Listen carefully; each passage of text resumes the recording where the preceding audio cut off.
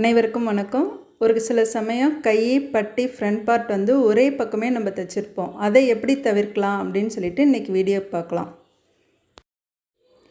இப்போ நான் ப்ளவுஸோட லைனிங் துணி எடுத்திருக்கேன், கை பார்ட் எடுத்திருக்கேன். அதில் லைனிங்கோட மேல் சைடு ஒரு கோடும் கீழ் சைடு ஒரு கோடும் இந்த மாதிரி மார்க் பண்ணி வச்சுட்டு அதை வச்சு நம்ம தைச்சோம்னா இது மாதிரி வர்றதை தவிர்க்கலாம். ப்ளவுஸ் துணியில் ஒரு கை எடுத்துக்கிட்டு அதில் லைனிங் கிளாத்தோடைய ஒரு பீஸ் வைக்கிறேன். இப்போ இந்த பீஸில் வந்து நான் அந்த மார்க் பண்ண சைடு கீழே வச்சு தைச்சிருக்கேன். மார்க் பண்ண சைடு கீழே வச்சு ஒரு கையில் தைச்சோம்னா அதே மாடலில் இன்னொரு கையிலையும் மார்க் பண்ண சைடு கீழே வச்சு தைக்கணும். இப்படி தைச்சோம்னா நம்ம வந்து ஒரே பக்கம் வர்றதை தவிர்க்கலாம்.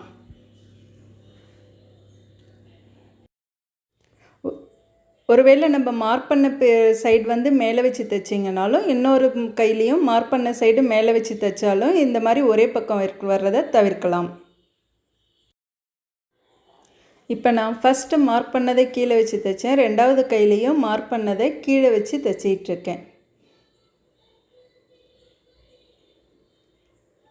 இதை முடித்த உடனே நம்ம கைக்கு படிமான தையல் போடணும். கை வந்து நல்லா விரித்து விட்டுட்டு படிமான தையல் போடணும்.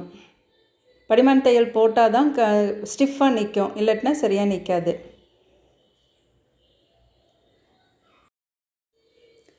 படிமான தையல் வந்து அந்த தையலை ஒட்டி போடுறதை விட கொஞ்சம் தள்ளி ஒரு 1/4 இன்ச்சு தள்ளி போட்டோம்னா நம்மளுக்கு நல்லா மடங்கி கொடுக்கும் துணி. தையல் இந்த மாதிரி நம்ம படிமான தையல் போட்டதுக்கப்புறம் நம்ம 2ஆக மடித்து தைப்போம். அப்படி 2ஆக மடித்து தைக்கும்போது நம்மளுக்கு வேணும்னா கீழே தையல் போட்டுக்கலாம். அப்படி இல்லாட்டினா ஒரு பெரிய தையல் போட்டுட்டு அதுக்கப்புறம் நம்ம தைச்சி முடித்ததுக்கப்புறம் அதை பிரித்து விட்டுக்கலாம். நான் வந்து இன்றைக்கி அந்த தையல் போடாமல் அப்படியே தைக்கிறேன். கரெக்டாக நீவி விட்டுட்டு நாங்கள் எடுத்து விட்டுட்டு தைச்சிருவோம். அதனால் நான் கீழே தையல் போடலை, மேலே மட்டும் படிமான தையல் போடுறோம். லைனிங்கும் கிளாத்தும் படிமான தையல் போட்டுக்கிறேன்.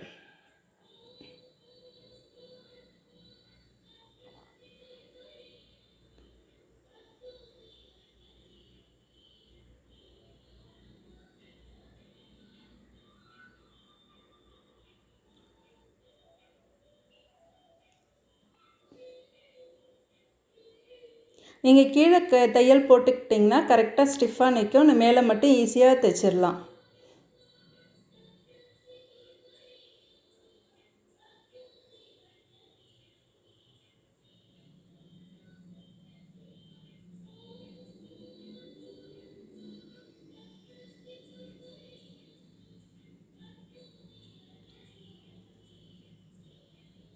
இப்போ இதில் பார்த்திங்கன்னா நான் மார்க் பண்ண சைடு 2லேயுமே மேலே வருது.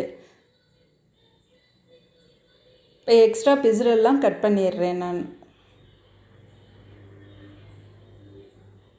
லைனிங் கிளாத்தை விட இருக்கிற எக்ஸ்ட்ரா பிசுரெல்லாம் கட் பண்ணிடணும்.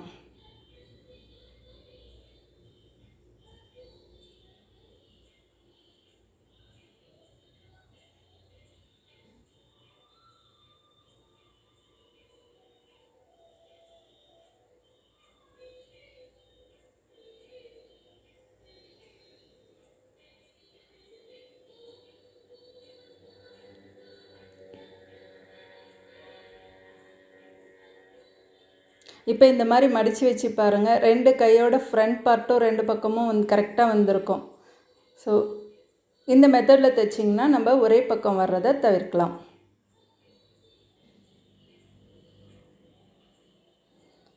அடுத்தது பட்டி. சேம் மெத்தட் தான் நம்ம பட்டிக்கும் யூஸ் பண்ண போகிறோம். நான் பட்டியில் வந்து ஒரே லைனிங் கிளாத் மட்டும் கரெக்டான அளவு வெட்டியிருப்பேன். மீதி 2 துணியும் வந்து கொஞ்சம் எக்ஸ்ட்ரா எடுத்திருப்பேன். ஃபஸ்ட்டு வந்து நடுவில் வைக்கிற துணியை கீழே வச்சுக்கிறோம். அடுத்தது ப்ளவுஸ் கிளாத்தை வந்து ப்ளவுஸ் கிளாத்தோட மேல் பக்கத்தை மேலே வைக்கணும், அடிப்பக்கம் கீழே இருக்கணும். இப்போ நான் லைனிங் கிளாத்தில் வந்து உள்ளார போகிற பீஸை எடுத்திருக்கேன். 3 பீஸ் இருக்கும். நடுவில் ஒரு பீஸு, மேலே ஒரு பீஸ், உள்ள ஒரு பீஸ் இருக்கும். இப்போ நான் உள்ளர போகிற பீஸில் எடுத்துகிட்டு இதை மாதிரி மேலேயும் கீழேயும் கோடு போட்டுட்டு கைக்கு ஃபாலோ பண்ண மெத்தடே இப்போ நான் மார்க் பண்ண பகுதியே இந்த லைனிங் கிளாத்லேயும் இந்த பட்டியிலையும் கீழே வச்சுருக்கேன், அந்த பட்டியிலையும் கீழே வச்சுருக்கேன். சேம் அதே மெத்தடே ஃபாலோ பண்ணுறேன்.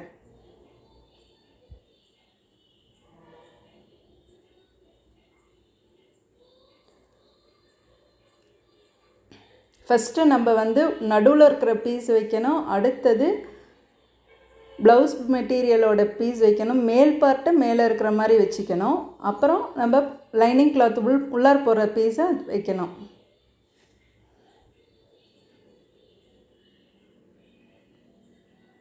இப்போ இதுக்கும் சேம் மெத்தடில் படிமான தையல் போட்டுக்கோங்க. இப்போ நம்ம மார்க் பண்ணது இந்த பட்டியில் மேலே வந்திருக்கு. அடுத்த பட்டியிலையும் நம்ம மார்க் பண்ணது மேலே வந்திருக்கு. ஸோ நம்மளுக்கு இந்த ப்ராப்ளம் வந்து வராது, தைச்சோம்னா இந்த ப்ராப்ளம் வராது.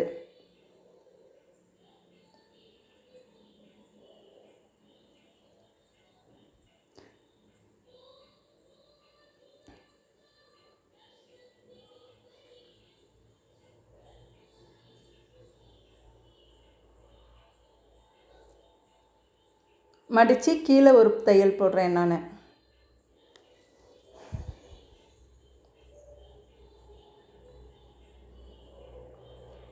எப்பொழுதுமே பட்டியில் வந்து ஒரு கிளாத் கரெக்டான அளவு வெட்டிக்கோங்க. மீதி 2 கிளாத் வந்து கொஞ்சம் பெருசாக வெட்டிக்கோங்க. ஏன்னா அது பெருசு சின்னது ஆகாமல் இருக்கிறத நம்ம வந்து தவிர்க்கலாம். நான் சொன்ன மெத்தடில் பட்டியை நீங்கள் வச்சு தைச்சிங்கன்னா கரெக்டாக நம்ம தைக்கிறதுக்கு மேல் பக்கம் வந்து இந்த நம்ம கரெக்டாக வெட்டின துணி வந்து வரும். அப்படி இல்லைன்னா நடுவில் போயிடுச்சுன்னா நம்மளுக்கு இந்த மாதிரி தைக்கிறது கஷ்டம்.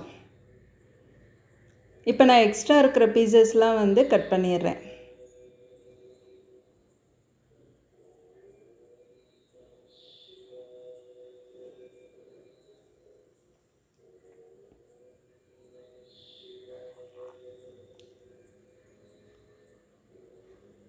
இதே மெத்தடே நீங்கள் ஃப்ரண்ட் பார்ட்டுக்கும் ஃபாலோ பண்ணிங்கன்னா ஒரு கோடு போட்டுட்டு மேலே வச்சு தைச்சோம்னா மேலே இன்னொரு பார்ட்டு மேலே வச்சு தைக்கிறது, கீழே வச்சு தைச்சோம்னா இன்னொரு பார்ட்டையும் கீழே வச்சு தைக்கிறது மார்க் பண்ணதை சேம் இந்த ப்ராப்ளம் வர்றதை நம்மளால் தவிர்க்க முடியும். இப்போ பாருங்கள், பட்டி 2ம் கரெக்டாக வந்துருச்சு. ஒரே பக்கம் வராமல் 2 பக்கமும் கரெக்டாக வந்துருச்சு.